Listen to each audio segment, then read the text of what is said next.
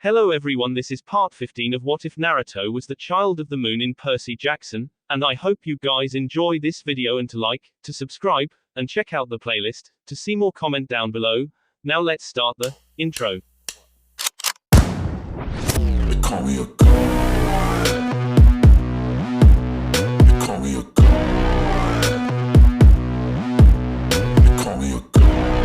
The two teens stood across the aft deck, each with a sword and shield in hand. Around them, the horde of monsters watched on as their captain got ready to fight the son of Poseidon. Luke gave out a dark chuckle. "You are never getting off this boat alive." Upon hearing the older teen's words, Percy began doubting himself. He remembered Chiron's words to him when he made it to camp that year. He gulped. He knew Luke was a better swordsman than he was, even back when they were at camp. He hadn't had any sword practice since last year, his first year at camp.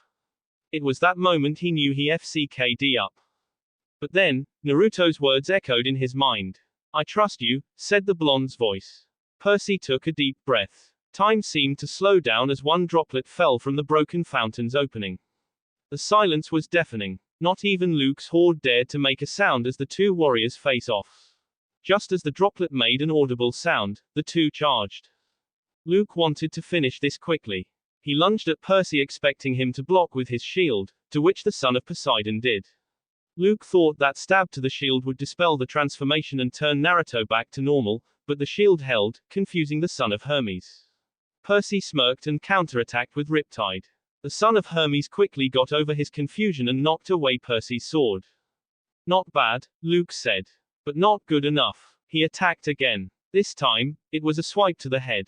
Percy parried and returned with a thrust. Luke sidestepped easily. Once again, Luke lunged at him. Percy jumped backward, making him plunge into the pool. Strength surged through Percy's body. He spun underwater, creating a large funnel cloud.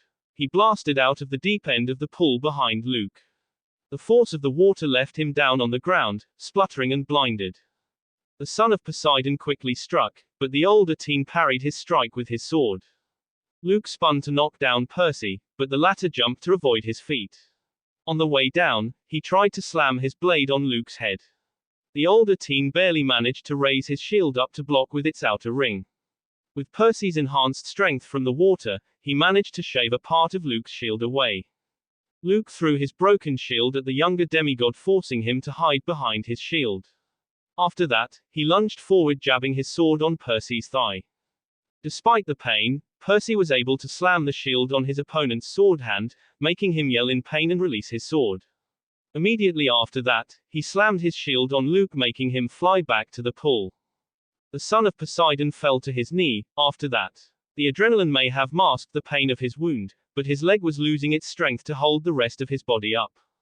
Luke pulled himself out of the water. "That was some lucky shot. You're just going to run to your daddy as always. We have no use for you," Luke said as he squeezed his clothes dry. "There are always other demigods to get to our side."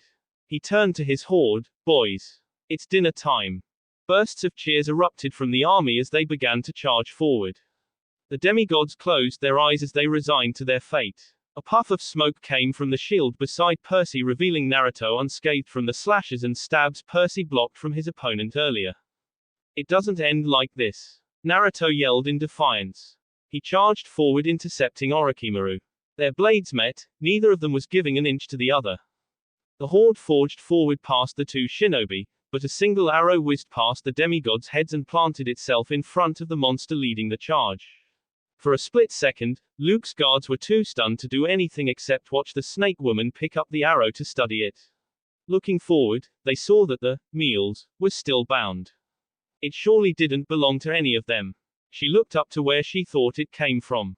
Another arrow glinted in the setting sun, leading a volley of arrows headed towards the monsters. Naruto sensed the cavalry coming, so he slid his kunai across the Kusanagi blade, pushing it away from his body, so he had room to kick the villain away. He grabbed Percy and joined their friends. Those with shields raised them to defend themselves. Those without shields had arrows sprouting off of them. A few got knocked with arrows that had a boxing glove on where the point would be. A wild chorus of war cries and hooves thundering against metal boomed from out of nowhere. A dozen centaurs charged out of the main stairwell. "Ponies," Tyson cried with delight. Even our heroes' minds went blank as they struggled to process what they were seeing. Chiron, their favorite activities director, was among the crowd. They watched the other centaurs, Chiron's relatives. They were nothing like him. There were centaurs with black Arabian stallion bodies, others had gold palomino coats. Still, others with orange and white spots like paint horses. In contrast to Chiron, they were what you expected to see during sporting events, not on a cruise ship. One had his face painted like a Comanche warrior and was waving a large orange styrofoam hand making a big number 1. Another was bare-chested and painted entirely green.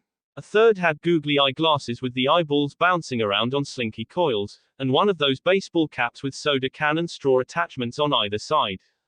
Some wore brightly colored t-shirts with day-glow letters that read Party Ponies, South Florida Chapter. They were armed with a variety of weapons. There were bows, baseball bats, and paintball guns. They exploded onto the deck with such ferocity and color that for a moment even Luke was stunned.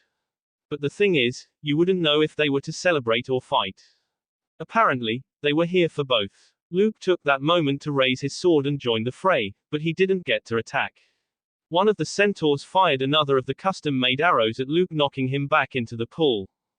Not again, Luke mumbled to himself as he sank. Without their leader, those who survived the earlier volley of arrows scattered. It was every man, or monster, to himself. Their confusion turned to fear as Luke's forces stumbled over themselves getting away. Chiron galloped over to the demigods. With a dagger, he freed Annabeth, Grover, and Tyson from their bindings. Annabeth immediately rushed forward to hug the centaur. Chiron, you came for us, she said. I'm glad to see you too, child, but this isn't the place for us to talk, Chiron answered. But we got the upper hand, Percy said. He's right, Percy, Naruto answered. They'll have reinforcements here soon. Luke once again crawled out of the pool. Attack, you fools, he ordered his troops. As soon as he said that, an alarm from somewhere below deck thrummed. Another wave of troops came to aid the ones that were being swamped by the centaurs. The element of surprise was now gone. Pretty soon Chiron's raid party would be overwhelmed by the sheer number of Luke's force. Withdraw, brethren, Chiron yelled. Chiron scooped up Annabeth and Grover, while the Palomino centaur allowed Tyson to climb on its back. He bucked under the Cyclops' weight, making him complain. The face-painted centaur walked over to Naruto to pick him up, but he refused. No, thanks, I got a ride of my own. He raised his hands to form his some hand signs, stopping at the sign for a ram. Kuchios, Yatai Kuzushi no Jutsu. For a second, nothing happened. The centaur was about to scoop Naruto off the ground, but... Dude, quit stalling. He didn't get to finish his statement as a huge puff of smoke appeared over the ship. A massive toad taller than buildings and trees around him appeared out of nowhere. He has brown skin tone and yellow eyes with gray markings around them and 2 distinct, circular markings on his shoulders. He carried 2 huge katanas on his back and an orange sash was tied around his stomach. Before the toad could land on the ship, a huge wave washed over, causing the ship to shift to the side. The wave felt different this time. It didn't feel like the times Percy controlled the water. What the hell? Naruto yelled as he watched his attack miss the ship entirely. This isn't Percy. Sorry dude, but we gotta go. The face-painted centaur urged. Fine. Naruto grit his teeth. I have one more trick up my sleeve. Kage Bunshin no Jutsu. A whole battalion of clones appeared around Naruto in the ship. They were all holding pieces of paper in hand. Each of them had the kanji for exploded written over it. Dude, I don't know what you're planning, but I can't carry all of you at once. The centaur complained. No, they'll hold the others off, Naruto explained. Now, let's go. Get on then. The centaur ordered. Naruto refused once again. You go on ahead, I have my own ride. Luke's warriors began organizing themselves into a phalanx formation, as soon as the centaurs were ready to retreat. They fearlessly leaped over the railings as if they were on steeplechase and not 10 stories up the ground. The demigods riding the centaurs feared for their lives as they plummeted down to the docks below. They let out a sigh of relief when the centaurs hit the asphalt with hardly a jolt and galloped off. Back on the ship, Naruto and his battalion of clones were left staring down Luke's steadily growing army. Scatter. Naruto ordered his clones. In a blur of orange, Naruto's clones jumped away in different directions, placing the sheets of paper over the ship. Luke stood in front of his team glaring at the lone Naruto in front of him. Brave of you to stay behind, Luke taunted. Not for long, though, Naruto retorted. He turned to the toad he summoned. Gamahiro-san. Let's go. With a single leap, the massive toad miles away from the ship, but before they could get out of range, he raised his hand in a half-ram seal. Back in the Princess Andromeda. Sir. A demigod walked up to Luke. Shall we give chase? Luke shook his head. We shall leave today's battle as a draw. They have taken the bait. Soon, we will control the prophecy for ourselves. Your master plans in roundabout ways, Orochimaru hissed as he stood beside the captain of the ship. Are you starting to doubt him now? Luke raised an eyebrow. The snake Sannin shook his head. I'm just commenting on the fact. Sasuke walked out into the aft deck, carried a lot of the explosive tags in hand. Your troops' instincts are dull. They ignored all these tags plastered on the ship like they were there before. He said. If I may ask, what harm could these pieces of paper do? The demigod from Luke's troops asked. As soon as he asked that question, several explosions came from different parts of the ship. Everyone on the deck raised their arms to protect themselves from the discharge of conflagration all around them. Luckily for them, the whole ship and everyone in it glowed sea green. This is, Luke said as he slowly lowered his hands. It's you. A tall muscular man with a long green beard and horns of a bull approached Luke and Orochimaru. You speak of the luck of that upstart's spawn, son of Hermes, when you, yourself, are lucky to be alive if I haven't intervened. Centaur Camp, South Florida. The Centaurs stopped in a trailer park at the edge of a lake. The trailers weren't any ordinary trailers. They were custom made to fit their horse bodies. They were tricked out with televisions, mini refrigerators, and mosquito netting. As soon as they arrived, Annabeth immediately jumped down and wrapped her teacher in a tight hug. A loud slamming sound broke them from their embrace. They turned to see two centaurs with crazy looks on their faces staggering towards opposite directions. Annabeth took this moment to look around. Her spirits dropped when she noticed the distinct lack of a certain orange-loving demigod. Where's Naruto? She asked. With Naruto, Gamahiro landed several miles away from the huge explosion that. So, where to, Naruto? He asked. We need to follow the centaurs to where they're going. Naruto answered. Could you catch up to them? Child's play. He yelled as he prepared to jump. Before he could do so, Naruto stopped him. Wait, could we stop by first to grab a bite to eat? The huge toad sighed. Fine. Make it quick. Thanks, Gamahiro-san. I won't take long. The toad waited for quite a long time. He was starting to get impatient, not knowing that lines were getting fairly long. He was starting to get impatient when Naruto had already arrived. What took you so long, Gaki? Gamahiro asked. Sorry, there are a lot of people so I had to look for a while. Naruto rubbed the back of his head. The massive toad sighed. Okay, get on. Back at the Centaur camp. Panic started to swell among the demigods group. They couldn't have lost the leader of their quest, not after coming this far. Questions were then thrown around as they wondered where he went. Didn't he ride with you? Percy asked his half-brother. I did not see. Tyson shook his head. As they prepared to go back, a face-painted centaur walked towards them. Do you mean the blonde dude?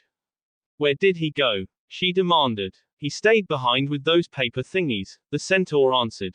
Wait, Percy said, realizing what those papers meant. You don't mean.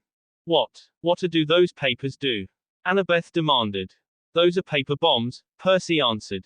Dude, how bad could a bunch of paper be? The centaur asked, not really understanding what was going on. Those aren't any ordinary paper, it was Grover who answered. An explosion is sealed inside those papers. And how do you know all of this? Annabeth asked.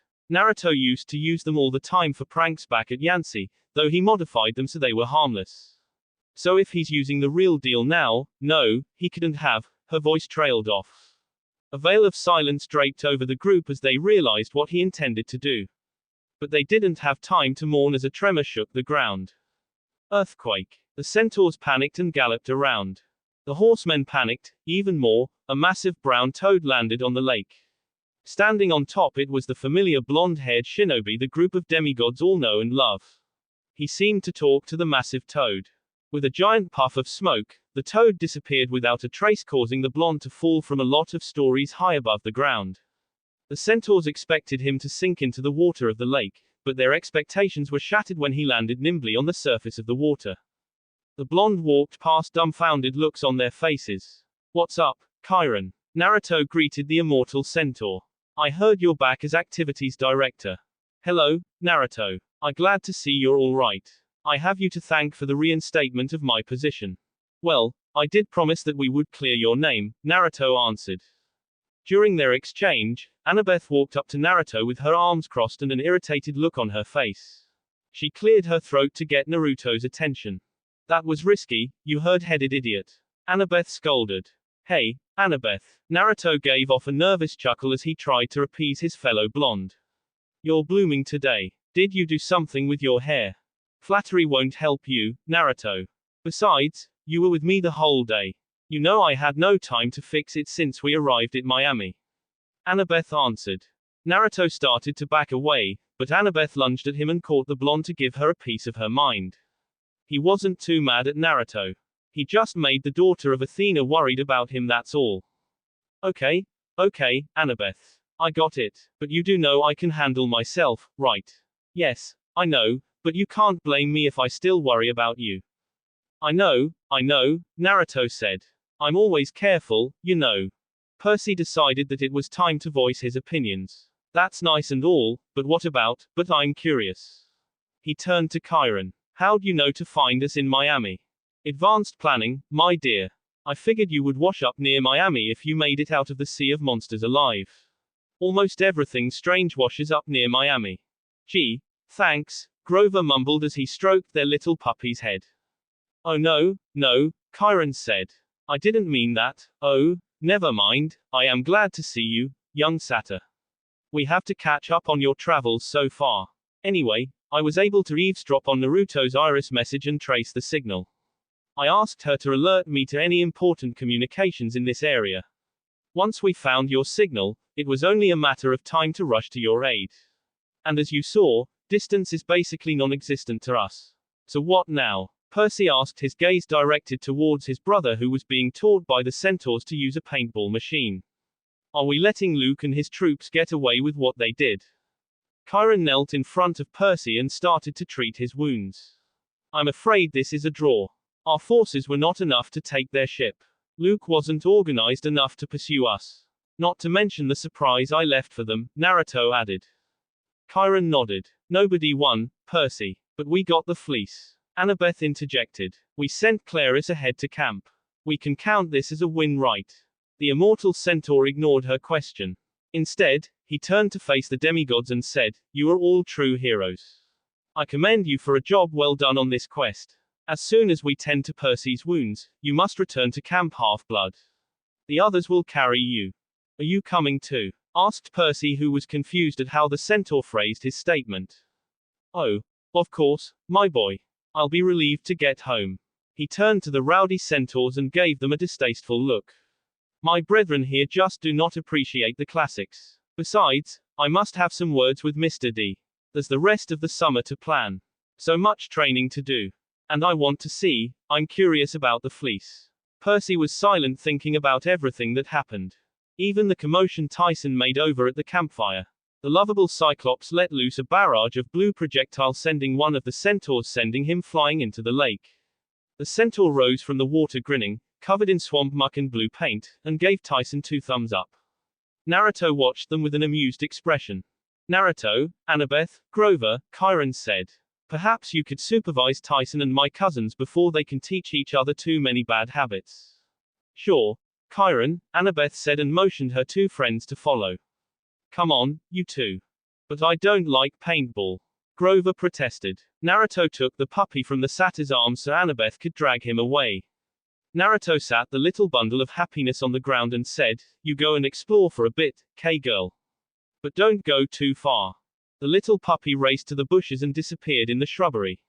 Naruto figured that she was going to relieve herself. Naruto hoped the centaurs wouldn't discover the landmines she might leave. After that, Naruto jogged to join Annabeth and Grover. "Anyone want some food?" Naruto said as he caught up to them. "I picked some up on the way before coming here." "I guess it wouldn't hurt," Annabeth said. "We didn't get a chance to eat with all that was going on." "So what did you get?" Naruto laid a scroll over at a table. He infused his chakra on the scroll. With a puff of smoke, a whole feast lay in front of them. The surprises never stopped coming for the horsemen as another unbelievable sight has happened right in front of them. Food, enough to feed the whole centaur camp twice over, was sprawled over the table. Naruto explained that it was a simple thank you for the centaurs rushing to their aid at the ship. He said that it was the least he could do for them. Dude, we should come to help you more often. One of the centaurs cheered. The other centaurs cheered with him as they dug in. Everyone enjoyed their meal, to say the least. After Chiron and Percy were done with their conversation, they joined everyone at the mini-feast. When everyone was finished having their fill, they gathered around the campfire to share one last laugh before the team from Camp Half-Blood finally goes home. Camp Half-Blood. After declining a ride from the centaur on the ship, Naruto was curious about what it felt like to ride on one. He figured that it was like riding a horse, not that he had any experience riding one, but he was proven wrong. The trees and terrain around them blurred into the background as the centaurs picked up speed. Before he knew it, they arrived at the camp they call home. Upon their arrival, the centaurs were really anxious to meet their camp director. They were told that the god threw wild parties, but they were disappointed as soon as they saw him. He was in no mood to celebrate nor throw any parties as everyone in the camp gathered at the top of Half-Blood Hill. The camp had a rough 2 weeks. Without Naruto, Percy, and Claris, a few of the camp's heavy hitters, they had a hard time holding off the waves of attacks from monsters and teams of shinobi who attacked with sound. With the defenses down, Luke must have taken the opportunity to attack. The campers were able to hold off each wave, but not without swamping the Apollo cabin with a whole lot of wounded. The moment Claris draped the golden fleece on the lowest bough of the tree, the moonlight around them brightened, turning from gray to silver. Naruto, of course, was the first one who noticed this. A cool breeze rustled in the branches and rippled through the grass, all the way into the valley. The plants started to revert back to their original color. Everything else came into sharper focus: the glow of the fireflies down in the woods, the smell of the strawberry fields, the sound of the waves on the beach. It was like life was returning back to the camp, which it was. As the campers looked around watching the flora, everyone locked eyes with Naruto as he dismounted the centaur he was riding. I'll go now if I make you guys uncomfortable, Naruto said as he turned around to go to his cabin. Wait, Connor called out from the crowd. Naruto froze on his spot. Come here, man. Lee Fletcher from the Apollo cabin said. This wouldn't happen if it weren't for you guys. But, Naruto was at a loss for words. Don't you hate me? Why would we hate you? Lee answered. Everyone in the world sees us demigods as problem kids. Katie continued. We may have not suffered as much as you, but we understand where you're coming from even just a bit. That's what I told you, Annabeth added. Naruto's hair shadowed his eyes as tears started to well from them. Why you, guys? So, what are you waiting for? Lee said. Come on here. Naruto slowly walked over to the crowd. A round of cheers erupted from the demigods as Naruto drew closer. He and Claris were carried to the amphitheater where they were honored with laurel wreaths. Celebrations started around the campfire after that. Everyone was stuffed, to say the least, but that didn't stop them from roasting s'mores later that night. The regularly scheduled Apollo cabin concert was replaced by the Stoll brothers' tale of the demonic breakfast pastries. The tale of the titular breakfast pastry devouring an evil king. The campers had a sneaking suspicion that the story was a little too close to home. For the first time since the tree was poisoned, the camp was in high spirits. Smiles were seen from each camper that night. For tonight at least, they would forget about their worries and party till curfew because everyone deserved this celebration. Are you feeling better? Naruto asked a raven-haired girl. Talia nodded her head. You know, you were reckless trying to take on all those monsters by yourself. It was to protect my friends, you know. Naruto explained. His eyes examined the girl. Quite a bit has changed from the last time the blonde seen his friend. The color had returned to her face. Her hair had a few streaks of yellow blonde hair were on the top of her head and something like a birthmark on her face could be seen. You look different somehow. Naruto commented. Oh, you mean these? Talia gestured towards the new additions. These started to appear after you left for the quest. It's probably because you shared so much of your energy with me. That's probably why, Naruto nodded. They look good on you though. He looked away as he said that. Talia blushed, but a smile crept its way to her lips. Really? You think I can pull these off? Yeah, of course. I did after all, what's to stop you? Naruto explained. Well, I guess I can learn to love my new look. Talia said. Naruto grinned. That's the spirit. Their conversation was cut short when the conch horn blasted through the morning. You better go, Talia said. Everyone will be looking for you. Do I have to? Naruto complained, but his stomach was showing otherwise. Talia laughed at his expense. All right, but I will come back, you know that right? Naruto relented. Yes, I know. That was the last thing that was said before Naruto vanished from Talia's dimension, back to the real world. When he was gone, Talia's form flickered, like something was pulling her out, but her form stabilized quickly a few seconds later. Back outside. It was the next day already. The camp as demigods were used to was slowly coming back. Sure, there were some demolished buildings from the countless attacks their home had to endure during the quest, but that was a moot point right now. The party ponies bade farewell to everyone as they would be returning to South Florida. They had certainly livened the camp up with their presence, especially during the victory party. Everything wasn't too happy though. Naruto explained to Chiron and to the Athena cabin the body of the demigod he found in the Sea of Monsters. Everyone immediately recognized him as Jake. They remembered that Jake was the one who disappeared one night without a word from anybody. Funeral rites were held for him, and he was given a proper burial. After that, Chiron announced that the chariot races would continue as scheduled. Everyone thought that considering its history, the activities director would definitely discontinue the game. He did reiterate though that there would be extra precautions to ensure the safety of the races and the audience, much to the delight of the Apollo cabin. So, for the next few days, the campers busied themselves with preparing their chariots. Percy had a problem. Tyson didn't want to join this time after what happened when they were last on the chariot, so he was left alone on his team. Naruto decided to let Annabeth partner with him so that he would have a teammate. He didn't want to hog all the process. Plus, he wasn't in the mood to compete after what happened in the first night back. Flashback. Naruto lay in his bed staring at the ceiling. Held within his hands was the coin he found. His grip tightened as he thought of it. I hope the camp has books so I can find out more about this, he said to himself as he closed his eyes to sleep. As he drifted off to dreamland, the background of his dreamscape flickered with static like a television losing connection with the cable company. After that, he found himself in a library filled with books. Sifting through the shelves was beautiful, regal-looking woman whose hair was tied up in an elegant ponytail and her skin was tanned. She looked over to Naruto as if she finally sensed that he was already here. Gray eyes stared into his own. He immediately recognized it as the same color from one of his closest friends in camp along with her siblings. It was Lady Athena. Naruto bowed reverently. To what do I owe this audience? Naruto Uzumaki, Athena said. Your feats of bravery have spread throughout the godly world. There have been talks among the minor gods and goddesses of your exploits. Naruto scratched the back of his head. Well, I did have help from my friends. Athena nodded. Ah, speaking of friends. I hear you're quite close with my daughter. No, it's not like that. It's just. Naruto waved his hands in front of him. Now, we can talk about that at a later date. Her voice turned serious. I presume you know why I called you here. Is it because of the coin? Naruto asked, his face adapting a serious expression. What's that about anyway? That information is not for you to know, son of Artemis.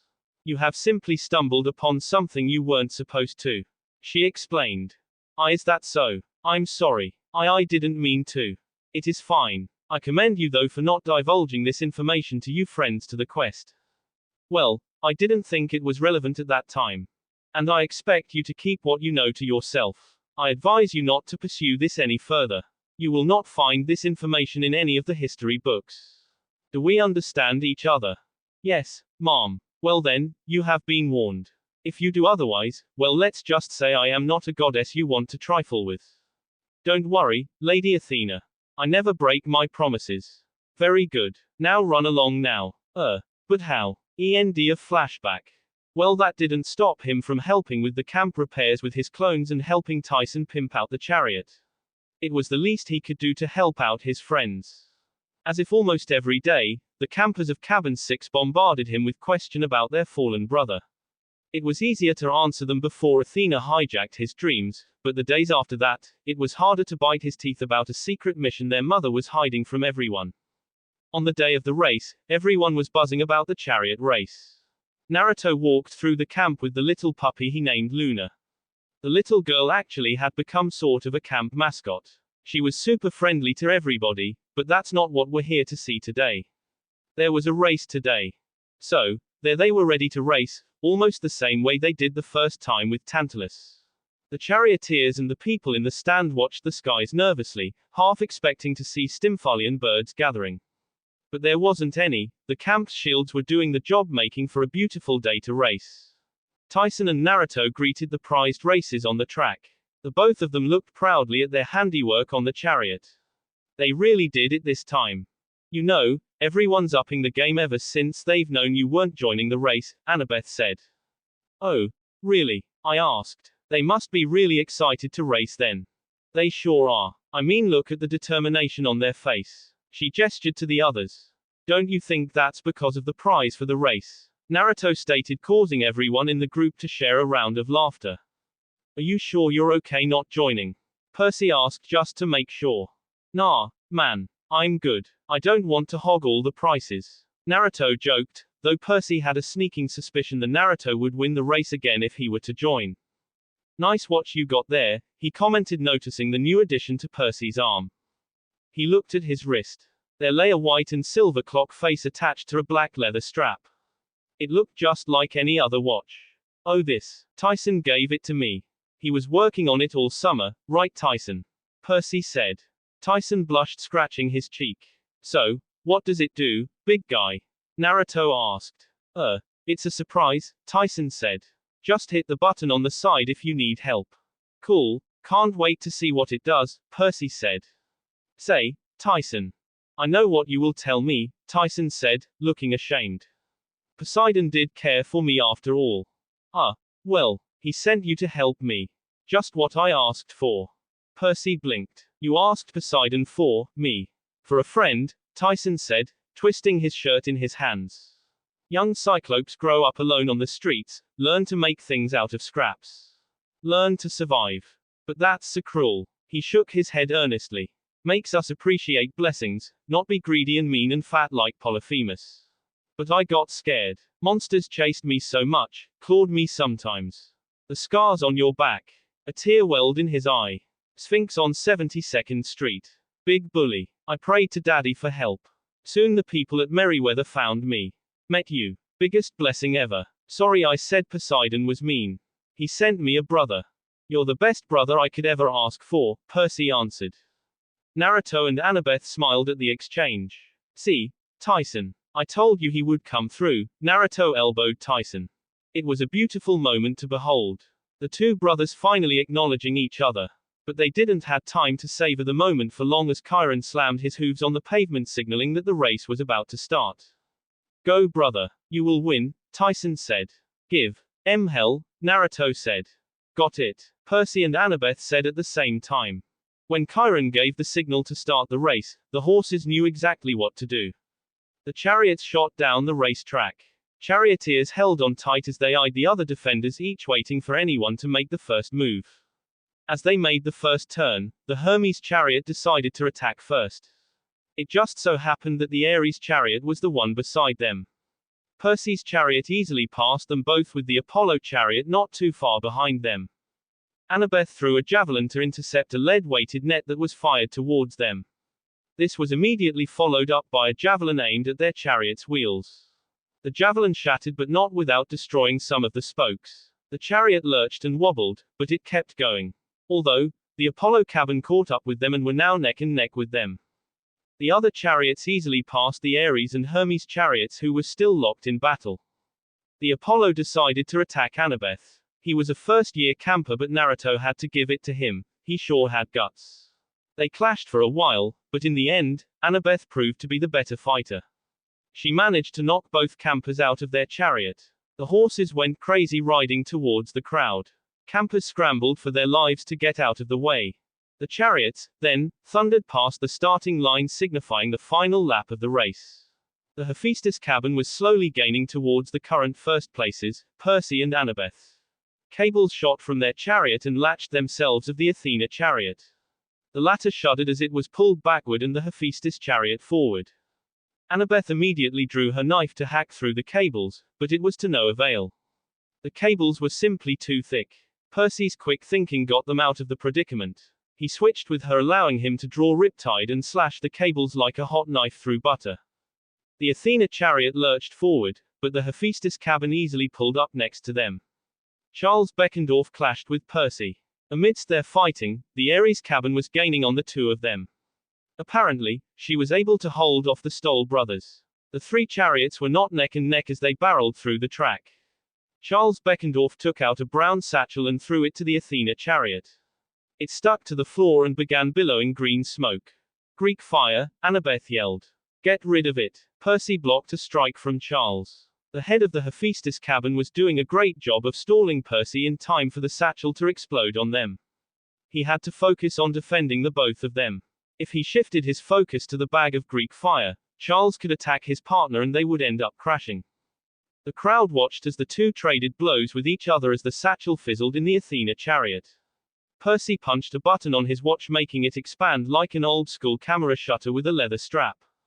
He raised the shield to block Charles's sword, making it clang against its surface. The latter didn't have time to be surprised as he was slammed on the chest with the shield, sending him flying off the chariot. Percy was about to attack the driver, but Annabeth warned him of the bomb that was about to explode. The son of Poseidon used the tip of his sword to flip the firebomb out of their chariot. It conveniently landed and exploded in between of the Ares and Hephaestus chariots, dismantling their rides and blowing the charioteers away.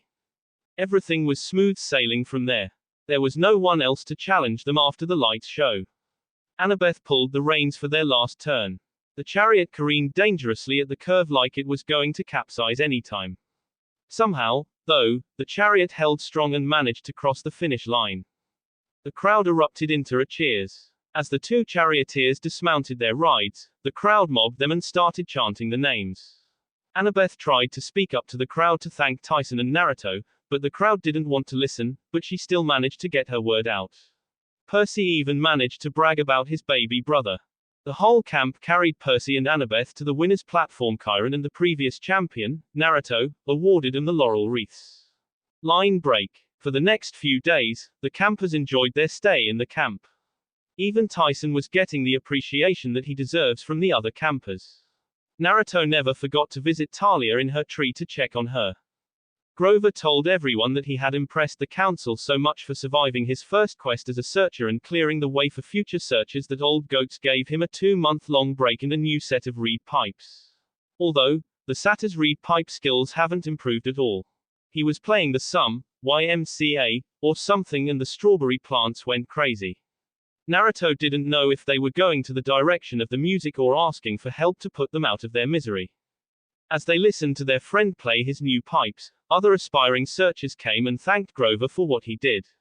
Certainly, more and more satyrs wanted to be searchers now that certain death wasn't completely on the table. Now that the fleece was at camp, the search for Pan would be a little bit easier. If not, then at least they have a sort of homing beacon for them to find home. In the middle of his concert, Grover offered to dissolve the empathy link with the boys he calls his brothers, but the two refused. He looked at us with a shocked expression on his face. But, if I get in trouble again, you two could be in trouble. If worse comes to worse, you could die. Then, all the more for us to keep it. Naruto argued. He's right, G-Man. If you get into trouble, we'll come running to help again. Percy added. In the end, he relented and let the two keep the empathy link. Line break. Later on, after archery class, Chiron pulled Percy aside to discuss with him about his recent predicament, school-wise. For some odd reason, a boy named Matt Sloan was blamed for everything.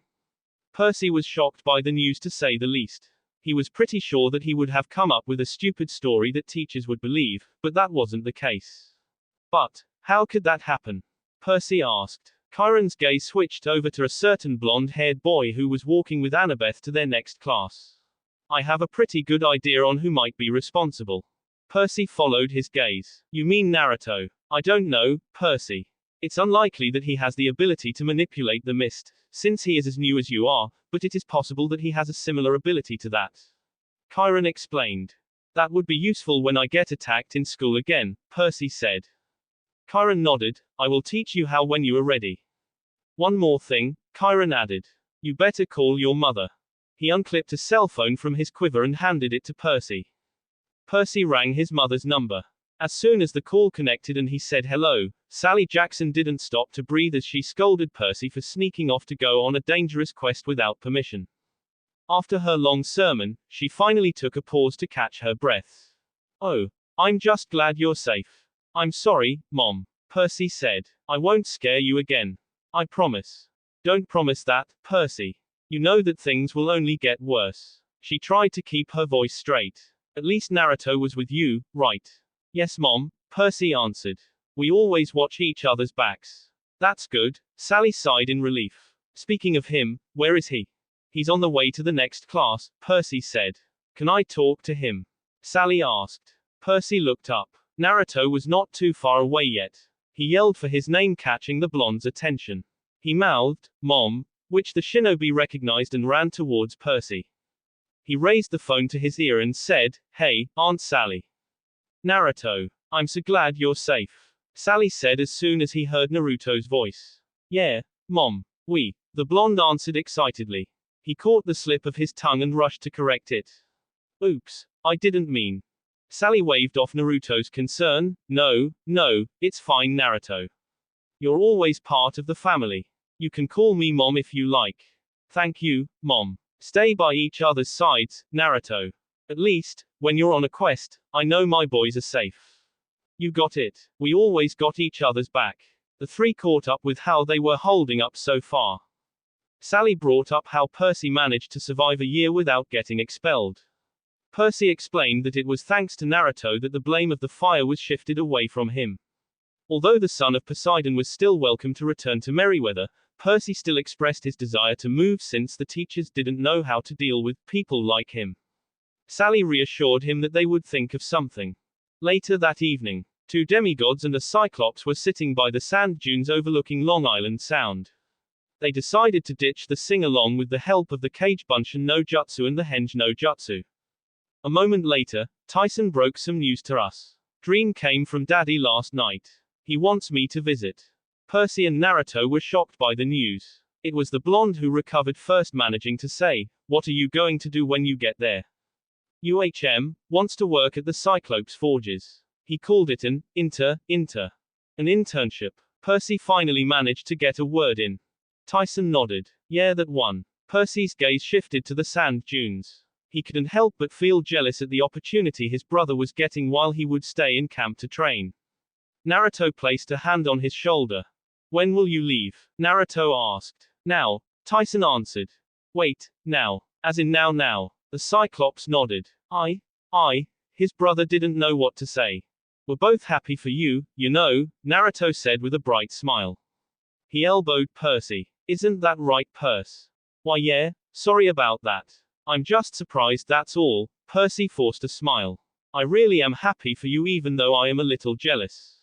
Naruto elbowed him again. Okay, I'm really jealous of you. You get to see Poseidon's palace and all that, but that doesn't change the fact that I will support you with what you plan to do. Tyson sniffled a little. Hard to leave my new brother and my friend.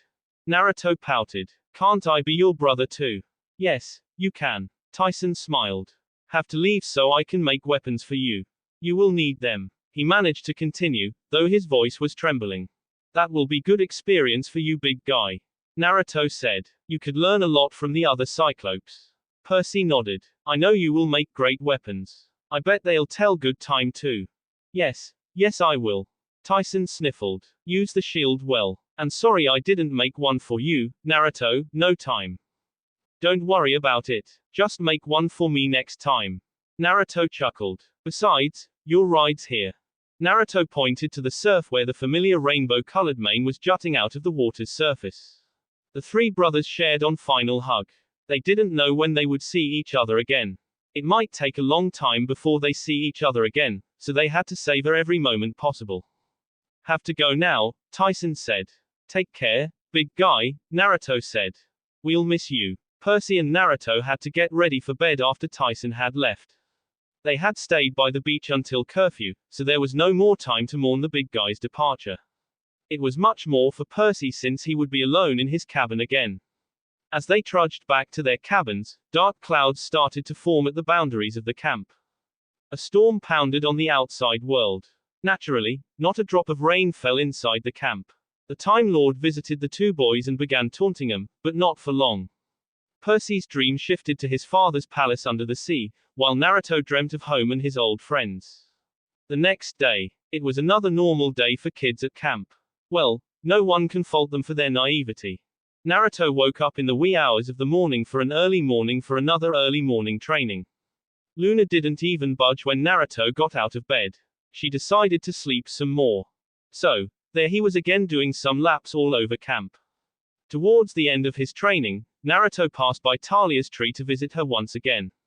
It just so happened that Annabeth was in charge of guard duty. He tried to phase into the tree the way he always did when he went to see Talia, but this time. What's wrong? Annabeth asked. I can't go in, Naruto said simply. That's odd. Naruto examined the tree and the area around it. Annabeth decided to pitch in to look for something wrong. The shinobi closed his eyes to try once again, but he was broken out of his concentration by a sharp gasp. Over by the side of the tree was a bump that he somehow missed. Annabeth was the one to notice it. Well, she wouldn't have noticed it if she hadn't stumbled over it. The bump was one of the roots that have been uprooted somehow, and under it was the familiar shimmer of armor. Annabeth decided to dig for whatever was buried under. Naruto scrambled beside her and helped her. What they found caused Annabeth to shriek as the rest of the camp was stirring from their sleep. It was a peaceful day in Camp Half-Blood. The sun has just risen and the day was just starting. Things were going well until a shriek was heard all over the camp. It came from Half-Blood Hill, where the pine tree that protected camp rose from the ground. Everyone in camp scrambled to get ready for battle. Dryads phased out of their respective trees and satyrs emerged out of the shrubbery. Waves of campers followed, all of them ready to aid whoever yelled out, only to find a boy standing over a girl in armor who held another girl that none of them recognized. None of them dared to approach them. The sound of hooves approaching caused the crowd to momentarily break out of their shock to let the activities director pass through to see what was happening. By the gods, he said as soon as he saw who everyone was gawking at. A good few seconds passed when the final batch of campers came. It was Percy and Grover. Even when Grover gasped, no one looked at them. All their eyes were locked at the scene in question. The only sound that could be heard was Percy trying to ask what was happening and Grover trying to get his sobs under control. It can't be, it's true, he said. Percy looked around at everyone else. He didn't understand what was happening, why even Chiron was doing nothing for this unconscious new girl. He decided to speak up. What's wrong with you people? She needs to. He didn't get to finish his statement as everyone gasped when they saw her eyes slowly flutter open. Electric blue eyes peered into the world for the first time in a long time. The sunlight hit her eyes, blinding her for a while until her eyes adjusted to the brightness. She felt something warm drip down her face, further waking her from her long slumber. Her eyes drifted from the treetops to meet a pane of familiar cerulean orbs, the owner of which was still trying to comprehend the situation. With the strength she had, she forced herself off of whoever had her in her arms. She struggled for a bit to stand for a bit. She fell to her knee only to be caught by the blonde boy in front of her. She held onto his arms and used them for support to get on her own 2 feet. Even when she was standing straight, her arms never left the boy's. Her arms wrapped boy in an embrace of her own. The blonde happily returned the gesture. She held her in her arms, savoring the warmth of another human she hadn't felt in long while. Her mouth opened to speak. Why, you really did it. You kept your. She didn't finish her sentence as the strain from the stunt she pulled earlier caught up to her. The pupils rolled to the back of her head and once again, her world faded to black. The infirmary. Naruto, Percy, Annabeth and Grover stood over the newcomer. Annabeth was unusually quiet in the room. Chiron had just fed her nectar and ambrosia for her to recover. So what do we do now, Chiron? Percy asked the centaur as he attended to the unconscious girl. I am as lost as you are, my boy, Chiron answered. We have played into the hands of Titan Lord. He really is worth of his title, the Crooked One. Naruto sighed. It was then that Naruto felt a tingling sensation in his dominant hand. He didn't know what this was, but something was telling him to use a jutsu. He tried to ignore it at first, but the nagging feeling kept him from concentrating. Moments later, he had enough and excused himself from the others. Once he was outside, he immediately weaved the signs for a jutsu. Somehow, he knew exactly which one to use. Kuchio's no jutsu. Seals appeared on the ground where he slammed his hand on. Smoke appeared out of nowhere after the jutsu was cast. From within the smoke, an old toad's voice could be heard. So, what Bunta-chan said was true. You are still alive, Naruto-chan. That voice. I don't recognize him. When the smoke cleared, a small green toad was standing in front of him. Who are you? Naruto asked. I am Fukusaku from Mount Myoboku, the land of the toads. The toad explained. So, what do you need? We have reported to the hidden leaf that you are still alive. You have a summons from Tsunade-kun. End of story. That will be it for this video. If you want more, comment down below, like, subscribe. And see you guys later.